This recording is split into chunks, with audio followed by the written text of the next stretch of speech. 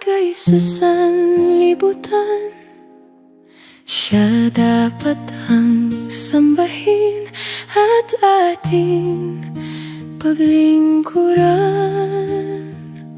Marami ang naliligaw, wala nang pakialam. Di nila naisip ang kanilang kaligtasan.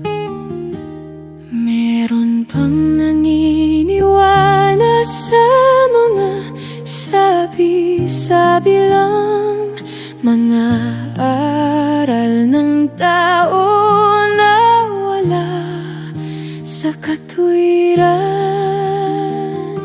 Marami pang Diyos-Diyosan kanilang pinaniniwalaan. Aral ng Diyos na totoo ay kanilang pinalitan. Hipuin mo ang puso ng bawat nilalang para hindi tuluyang maligaw sa kasamaan.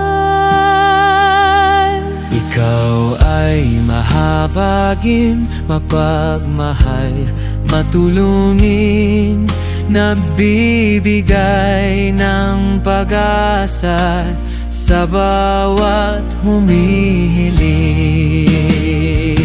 Ikaw lang ang malapitan sa lahat ng kagipitan,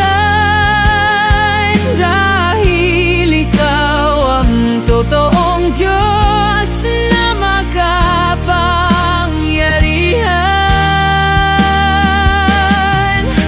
Matawad ko, Panginoon, sa nagawang kasalanan, kahinaan at pagkukulang sa aming katauhan.